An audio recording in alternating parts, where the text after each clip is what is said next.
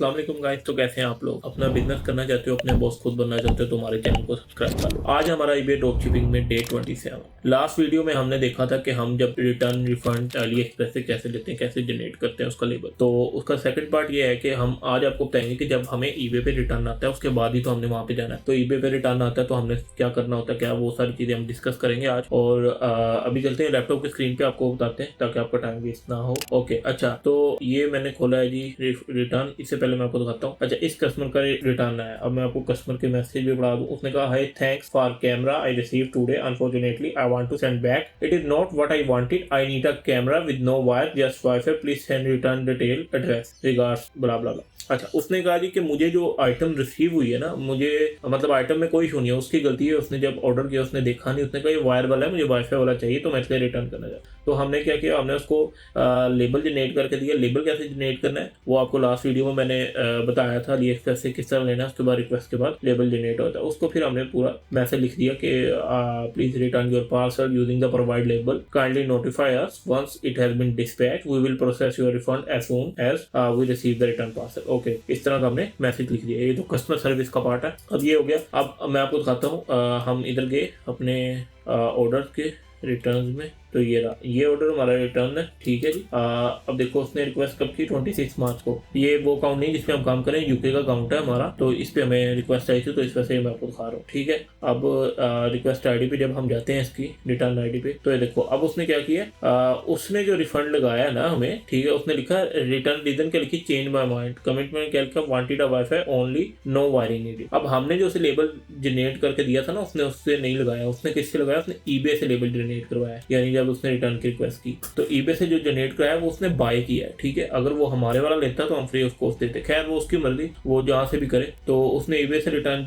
Generate कराया। अब देखो उसके पास कब तक का टाइम है, 15 अप्रैल तक का टाइम है। अगर उसने तब तक हमें सेंड ना किया तो ये रिक्वेस्ट उसकी क्लोज हो जाएगी। उसने रिटर्न रिक्वेस्ट ऑन की हुई है। अब हम अली एक्सप्रेस पे जाते हैं। ये देखो, ये अली एक्सप्रेस से हमने रिटर्न रिक्वेस्ट निकाल दी। जैसे आपको कल मैंने बताया था कि सबसे पहले हमने वो करना है, उसके बाद हमने क्या करना है, रिक्वेस्ट कर देनी। रिक्वेस्ट के बाद ही हमें लेबल जनरेट करके दे देता है। फिर हम इसको क्या करते हैं, डाउनलोड कर लेते हैं। डाउनलोड करके कस्टमर को भेज देते हैं। ठीक होगी जी। अमूमन कोशिश यही होती है कि वो हमारे लेबल से कर ले, तो उसके लिए भी बेटर है, हमारे लिए भी बेटर, बट नहीं करता तो कोई मसला नहीं।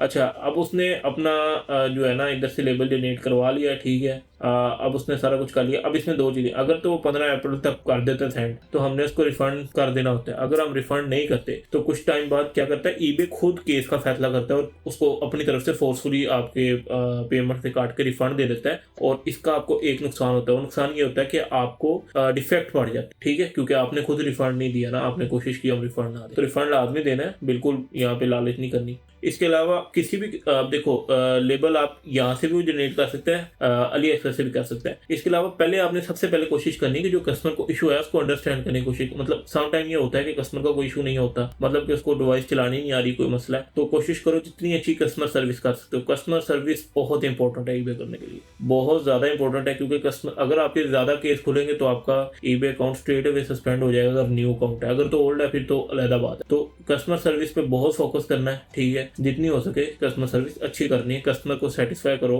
अपना ऑर्डर जितना हो सके उतना जल्दी उसको पहुंचाओ। हर चीज़ आपने जो है ना देनी है। ट्रैकिंग अगर अपलोड कर सकते हो तो करो, अगर नहीं कर सकते तो आप फोकस ये करो कि आपका ऑर्डर सही पहुंचे बार बार। मतलब कि ये है कि जब रिसीव भी हो जाए कस्टमर को करो।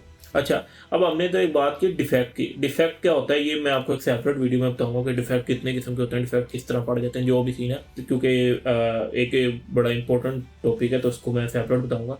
अभी हमने ये बात करनी थी कि जब हम रिटर्न आता है, लास्ट वीडियो में हमने देख लिया अली एक्सप्रेस से कैसे जनरेट कराते हैं। इस वीडियो में हमें पता लग गया कि जब ईबे से रिटर्न आता है, क्योंकि मैं चाह रहा था कोई रिटर्न चाहता तो कोई नहीं है, लेकिन वीडियो के लिए ज़रूरी चाहिए था मुझे, रिटर्न तो आ ही गया। तो अब देखो इसमें अब हमारा इशू कोई नहीं है। उसने रीज़न क्या लिख दी, चेंज माई माइंड। ठीक है, अगर कोई ऐसी रीज़न होती कि पार्सल इनकम्प्लीट या कोई इशू होता, देखो डिफेक्ट पड़ सकता है आपको किसी भी रीज़न, बट इसमें हमारा कोई नहीं है कस्टमर का चेंज माई माइंड। इसमें हमारा कोई इशू नहीं होगा, कोई हमारे अकाउंट को किसी किस्म का कोई इशू नहीं है। ठीक है। इसके अलावा भी कोशिश किया करो कि ईबे, देखो ईबे की तरफ उसने रिटर्न रिक्वेस्ट खोली, उससे पहले अगर आपसे वो बात करे आपके लेबल से कर ले तो ज़्यादा बेटर है। तो बाकी खैर आज हमने यही देखना था कि रिटर्न रिफंड रिक्वेस्ट रिटर्न जब भी खुलती है हमने उसको कैसे डील करना है, क्या करना है। तो उसमें हमने सबसे पहले देखा कि हम टैक्स का किस तरह आंसर करेंगे। उसके बाद फिर उसके बाद हमने देखा कि रिटर्न ना हो क्या होता है, ये सारी चीज़ें। तो मेरा ख्याल ये बस जितना छोटा हो सके इसको इतना छोटा ही रखते हैं, ज़्यादा लंबा नहीं जाते। तो वीडियो को यहाँ पे ख़त्म करते हैं। उससे पहले यार जितना हो सकता है वीडियो को शेयर कर दो और चैनल को सब्सक्राइब भी करो ज़्यादा से ज़्यादा। तो आप लोग ये है कि किसी वीडियो पे ज़्यादा व्यूज़ दे रहे हो, किसी भी काम दे रहे हो तो देखोगे तो समझ आएगी।